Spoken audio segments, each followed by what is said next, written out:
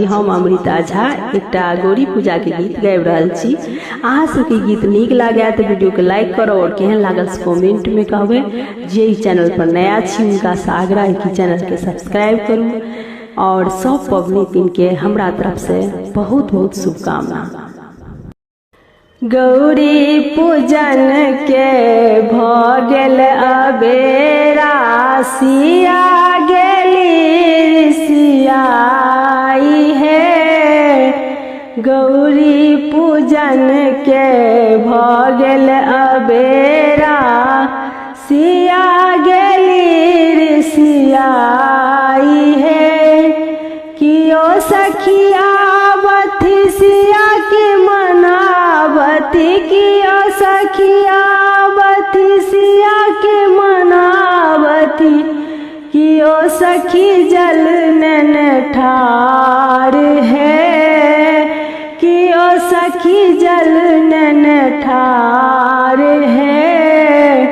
गौरी पूजन के भ गेल अबेरा सिया गेली सियाई है।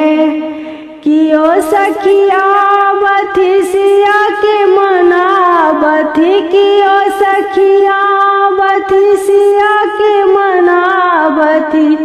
कियो सखी फूल नैन ठार है कियो सखी फूल नैन ठार है।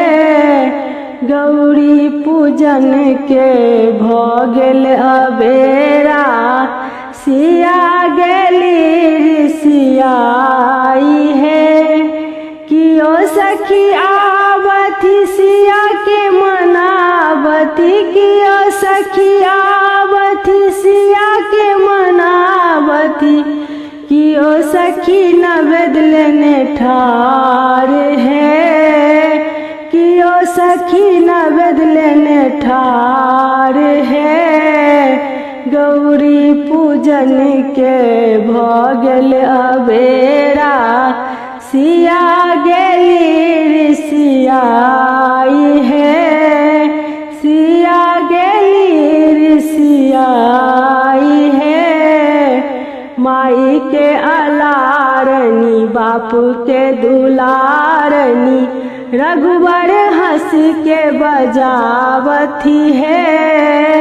रघुवर हंस के बजावती है।